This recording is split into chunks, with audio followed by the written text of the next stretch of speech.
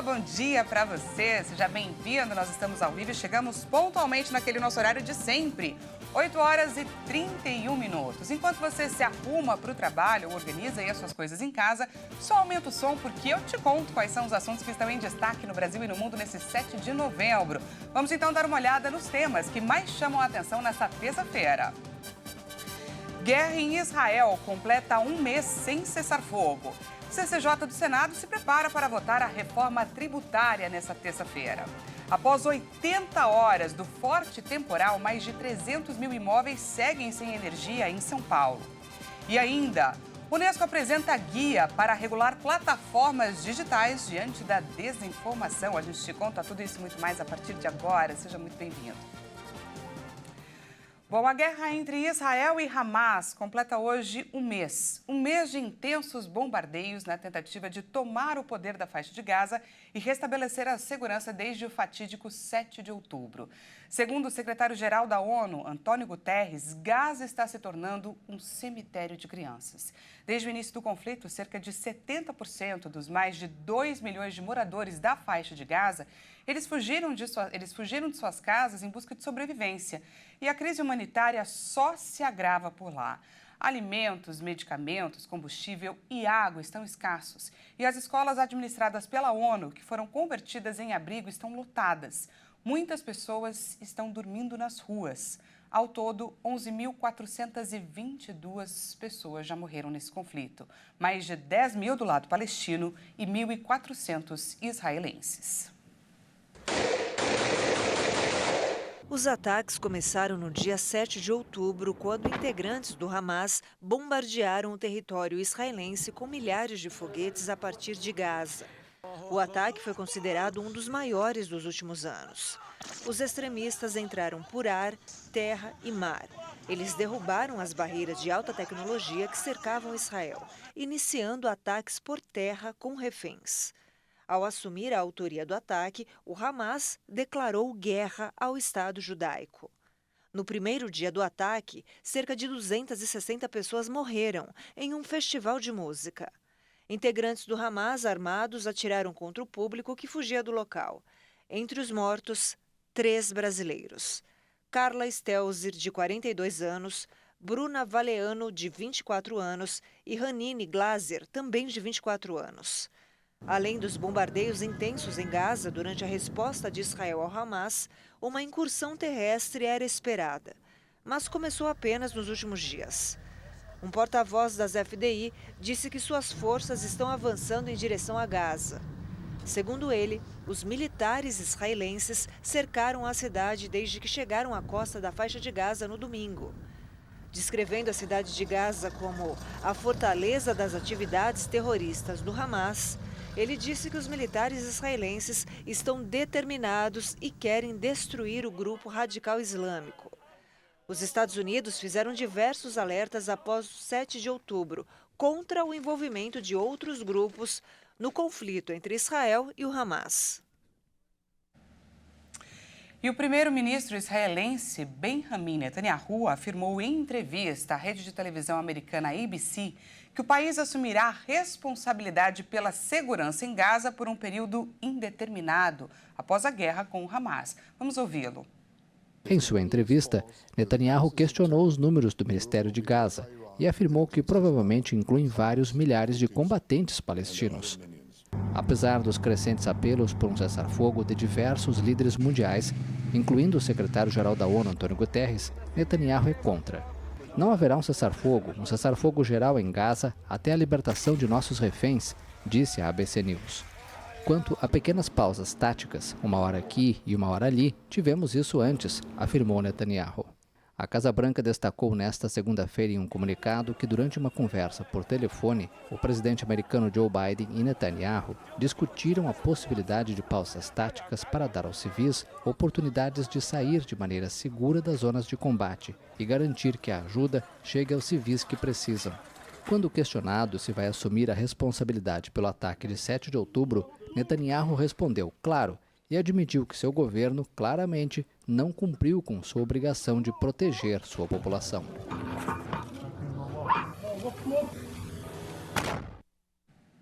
E mais uma lista de estrangeiros autorizados a cruzar a fronteira entre a faixa de Gaza e o Egito saiu e nenhum brasileiro está nela.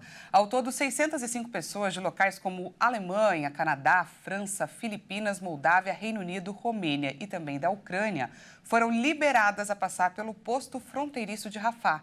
Essa é a quinta abertura para a saída de estrangeiros e pessoas com dupla nacionalidade que estavam impedidas de deixar o enclave palestino desde o início da guerra.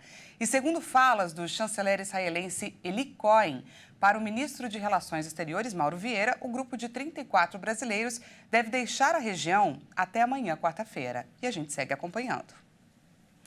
E o secretário de Estado dos Estados Unidos, Antony Blinken, já está em Yokota, no Japão, para a reunião do G7. O objetivo do encontro é tentar enviar uma mensagem comum sobre o conflito entre Israel e Hamas e também reafirmar a continuidade de ajuda à Ucrânia. Vale destacar que o Japão vive um clima de tensão em meio aos exercícios militares da Coreia do Norte. De hoje, terça-feira, até amanhã, na quarta-feira, dia 8, o G7, formado por Grã-Bretanha, Canadá, França, Alemanha, Itália, Japão e Estados Unidos, junto à União Europeia, se reúnem em Tóquio para, entre outras questões, falar sobre as guerras da Rússia na Ucrânia e de Israel na faixa de Gaza. Os países do G7 reconhecem que Kiev precisa de apoio militar e econômico, visto que o conflito deve se estender ainda mais. Já sobre a guerra em Israel, até o momento, o grupo emitiu apenas uma declaração conjunta. O encontro das 7 nações mais industrializadas do mundo acontece em meio às crescentes preocupações com os testes de lançamentos de mísseis da Coreia do Norte. Na véspera do encontro, cerca de 60 moradores participaram de um exercício simulando um cenário de evacuação dentro de uma estação de metrô. A Coreia do Norte tem realizado lançamentos regulares de diversos tipos de armamentos, com alcance potencial para atingir o território continental dos Estados Unidos. O país disparou 59 mísseis em 2022 e, mais recentemente, disparou 2 mísseis balísticos de curto alcance para o mar ao largo de sua costa leste em 13 de setembro, enquanto seu líder, Kim Jong-un, estava em visita oficial à Rússia. E agora, falando sobre o conflito no leste europeu, o presidente ucraniano Volodymyr Zelensky anunciou que um importante navio russo foi destruído após ataques na Crimeia. A fala do líder aconteceu depois de ter comunicado que só dará início a qualquer tipo de conversa com a Rússia quando Moscou retirar as tropas de áreas ucranianas ocupadas. O presidente da Ucrânia, Volodymyr Zelensky, anunciou nesta segunda-feira a destruição do Askol, um importante navio russo no Estreito de Kerch, na região da Crimeia, 2 dias depois de o exército ucraniano informar que havia bombardeado a área. O anúncio ocorreu horas depois de Kiev acusar Moscou de promover mais um ataque noturno com mísseis e drones. Eu agradeço a todos os que destruíram o navio russo no Estreito de Kerch. Uma importante fonte de terror da Rússia contra a Ucrânia foi eliminada. Мінус ще одне джерело російського терору проти України. Zelensky também afirmou que não é o momento de falar sobre as eleições de 2024 e sim de concentrar esforços na luta contra a Rússia. Moscou tem intensificado os ataques e realizou no último dia 1º de novembro a maior ofensiva do ano de 2023 ao bombardear mais de 100 localidades ucranianas. Zelensky afirmou no domingo que não está pronto para iniciar conversas com a Rússia a menos que o governo de Vladimir Putin retire as tropas das áreas ocupadas. O presidente ucraniano reconheceu que o conflito se encontra em um momento difícil, mas negou que esteja em um impasse. A extensa linha de frente quase não se moveu no último ano, embora a Ucrânia tenha lançado uma contraofensiva em junho para recuperar territórios ocupados pela Rússia, especialmente com bombardeios na Península da Crimeia, que foi anexada por Moscou em 2014. Falamos agora do nosso Brasil. Vamos para os destaques nacionais. A Comissão de Constituição e Justiça do Senado vota nesta manhã o texto da proposta de emenda à Constituição da reforma tributária. A etapa representa mais um avanço na discussão, que já dura quase 3 décadas, sobre um novo sistema tributário aqui no país. A expectativa é que o texto seja aprovado na CCJ e ainda nessa semana no plenário do Senado. Como os senadores devem fazer ali modificações em relação ao texto da Câmara, é preciso que a PEC passe novamente pelos deputados antes de virar lei. A medida em que vai simplificar o sistema de cobrança de impostos promete também impulsionar a economia do país. E a Comissão Mista de Orçamento vai discutir também nessa tarde o relatório preliminar da Lei de Diretrizes Orçamentárias de 2024. O relator, deputado Danilo Forte, deve apresentar o parecer da proposta. A previsão é que o plenário do Congresso vote a proposta até o fim de novembro, para que a Lei Orçamentária Anual de 2024 seja analisada em dezembro. Enviado ao Congresso em abril deste ano, o projeto da LDO 2024 prevê, entre outros pontos, o fim do rombo nas contas públicas, o chamado déficit zero. Mas ainda há incerteza sobre a inclusão da meta no texto. Para alcançar o déficit zero, o governo precisa aumentar as fontes de arrecadação de receitas para igualá-las às despesas. De acordo com o Ministério do Planejamento, para acabar com o rombo fiscal em 2024, são necessários 168 bilhões de reais em receitas extras. A Lei de Diretrizes Orçamentárias prevê salário mínimo de R$ 1.389 para o próximo ano. Segundo o governo, o valor considera apenas a correção do que estava estimado para dezembro de 2023, pelo Índice Nacional de Preços ao Consumidor. Isso significa que não está previsto no projeto aumento real em 2024. O texto também conta com a estimativa do salário mínimo para os próximos anos. A previsão é que o valor seja de R$ 1.435 para 2025 e R$ 1.481 para 2026. E veja a seguir, após 80 horas do forte temporal, mais de 300 mil imóveis continuam sem energia aqui em São Paulo. E ainda, a Unesco apresenta guia para regular plataformas digitais diante da desinformação. A gente volta já já, não perca!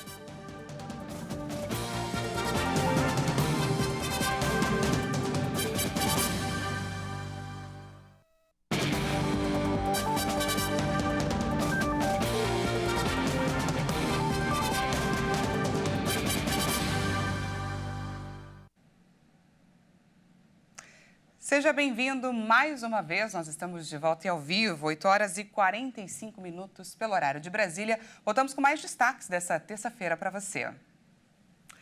O comércio de São Paulo já teve perdas de mais de 126 milhões de reais por falta de energia. Cerca de 315 mil imóveis da Grande São Paulo e 15% dos comerciantes ainda estão sem energia quase 4 dias após o temporal. A Enel disse que vai finalizar o restabelecimento da luz até hoje à noite. Diversos comércios sofreram com as consequências das fortes chuvas que atingiram o estado de São Paulo na última sexta-feira.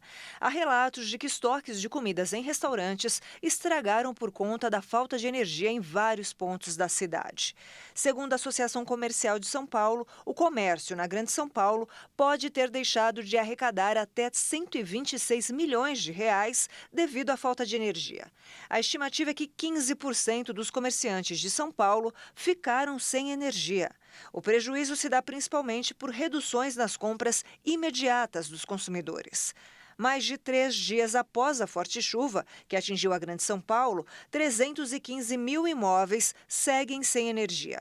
A Enel informou que já restabeleceu o fornecimento em 85% dos mais de 2 milhões e 100 mil imóveis que ficaram sem luz com o temporal. Cerca de 30 escolas estaduais tiveram aulas suspensas nesta segunda em todo o estado. Nesta segunda-feira, a Agência Nacional de Energia Elétrica se reuniu com o governador de São Paulo, Tarcísio de Freitas, e o prefeito Ricardo Nunes para cobrar explicações sobre os problemas no fornecimento de energia. O Ministério Público de São Paulo vai abrir ainda nesta semana uma investigação para apurar se houve omissão da concessionária Enel no restabelecimento de energia para os consumidores da região metropolitana de São Paulo. A concessionária Enel prometeu restabelecer energia elétrica em todos os imóveis da área de concessão da empresa até a noite de terça-feira, hoje, dia 7 de novembro. E pela segunda vez, o governo federal prorrogou o prazo de implantação da nova carteira de identidade. A mudança atende um pedido dos estados. Quem traz para a gente mais informações é a repórter Jaqueline Fonseca, direto de Brasília. Todos os estados deveriam emitir a nova carteira de identidade a partir desta segunda-feira, mas algumas unidades da federação ainda não conseguiram adequar os sistemas. Por isso, o governo federal prorrogou mais uma vez o prazo para que o novo modelo seja implementado. Desta vez, os estados terão até janeiro do ano que vem para fazer as alterações necessárias. Até o momento, 12 unidades da federação imprimem a nova identidade e, segundo o Ministério da Gestão e Inovação, 2 milhões de documentos já foram emitidos. A nova carteira de identidade não tem um número próprio e unifica o RG em todas as unidades da federação através do número do CPF. Ela será emitida no modelo digital e físico, como já ocorre com a carteira de habilitação, e não inclui a informação sobre o gênero do cidadão, nem distinção entre nome e nome social. A nova identidade contém um QR Code para que o agente público possa validar as informações e localizar o documento em caso de furto ou roubo. Além disso, a carteira de identidade tem um padrão internacional que garante que ela possa ser utilizada em viagens no mundo todo. Quem já tem o documento de identidade antigo não precisa trocar agora. Ele segue válido até 2032. E a Câmara dos Deputados aprovou na noite desta segunda-feira um projeto de lei que prevê fisioterapia gratuita pelo Sistema Único de Saúde para pacientes que tenham feito cirurgia em decorrência do tratamento de um câncer de mama. A medida vale para mulheres e também para homens. O texto agora segue para o Senado. A proposta aprovada pelos deputados inclui na mesma legislação o direito à fisioterapia quando houver indicação médica para reabilitação e também para prevenção de complicações pós-cirúrgicas. E o turismo nacional já faturou mais de 120 bilhões de reais neste ano. A estimativa é que o setor deva crescer 11,5%. O Ministério do Turismo informou que o setor já registrou entre janeiro e agosto deste ano cerca de 12 bilhões de reais a mais do que no mesmo período do ano passado. Segundo um levantamento da FEComércio de São Paulo, o turismo nacional acumulou um faturamento de mais de 121 bilhões de reais somente nos 8 primeiros meses deste ano. A pesquisa ainda projeta que o turismo nacional deverá ter um crescimento de 11,5% em 2023 em relação ao ano passado, o que demonstra a recuperação do setor após a pandemia de Covid-19.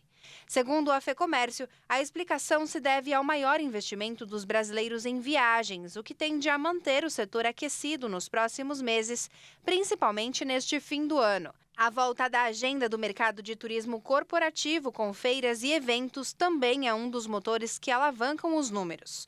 Somente no mês de agosto, as empresas de transporte aéreo de passageiros obtiveram o maior registro de receitas da série histórica, iniciada em 2011. Os números apontam que foram movimentadas mais de 8 milhões de pessoas no período, com receitas que giraram em torno de 4 bilhões de reais, uma alta de 17,1% em relação a 2022. Já entre os meios de hospedagem, o avanço foi de 9,8% e faturamento foi de 1 bilhão e 600 em agosto.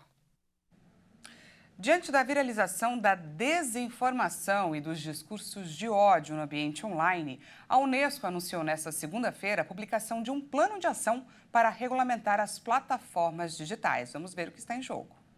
De olho em um ano eleitoral muito movimentado em 2024, o plano seria destinado tanto a estados quanto ao setor privado. As redes sociais se tornaram uma das principais fontes de informação para o público.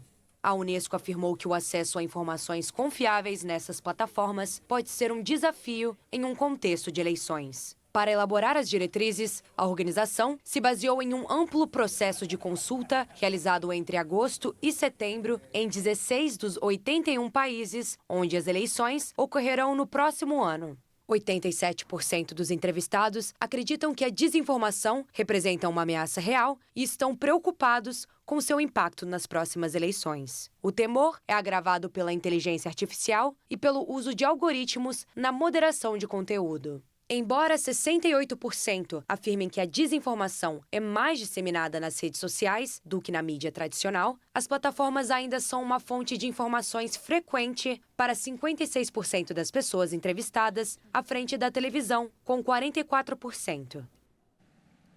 Essa edição fica por aqui. Você acompanha agora imagens ao vivo dos Alpes apuanos. O Porto Boca di Magra é um local turístico na Itália, em Toscana. Lá é quase 1h da tarde, ou seja, 8h53. Eles estão a 4 horas à nossa frente pelo horário de Brasília. Localizado na foz do Rio Magra, é uma das poucas costas situadas perto do centro de comércio, com serviços de lojas, de restaurantes e locais de encontro a poucos passos do cais. O local é bastante tranquilo e, para se ter uma ideia, um dos veículos mais vistos por lá é o de Golf elétrico, pois é, disponibilizado aí para o transporte na marina. Esse paraíso é o sonho de consumo de muitas pessoas. O que você achou? Você gostou? Iria para lá? Eu volto à 1 da tarde com mais notícias e também mais curiosidades do outro lado do mundo para você. Te espero. Até mais.